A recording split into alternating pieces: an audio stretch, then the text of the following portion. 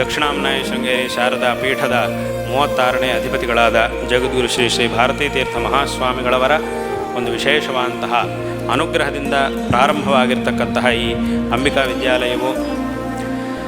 10 ವರ್ಷಗಳಲ್ಲಿ ಇಲ್ಲೇ ವಿಶೇಷವಾದಂತಹ ಒಂದು ಅಭಿವೃದ್ಧಿಯನ್ನು ಪಡೆದಿದ್ದಲ್ಲದೆ ಸಾವಿರಾರು ಜನ ಮಕ್ಕಳಿಗೆ ವಿದ್ಯಾದಾನವನ್ನು ಮಾಡಿರ್ತಕ್ಕಂತಹ ಒಂದು ಉತ್ತಮವಾದಂತಹ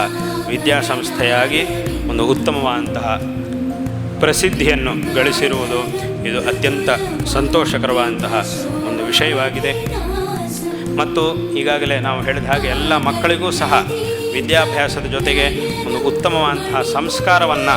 ಹೇಳಿಕೊಡುವಂತಹ ಒಂದು ಸಂಸ್ಥೆಯೂ ಸಹ ಆಗಿ ಎಲ್ಲರ ಒಂದು ಆದರಕ್ಕೂ ಸಹ ಇದು ಪಾತ್ರವಾಗಿರುವುದು ಅತ್ಯಂತ ಸಂತೋಷಕರವಾದಂತಹ ಒಂದು ವಿಷಯವಾಗಿದೆ.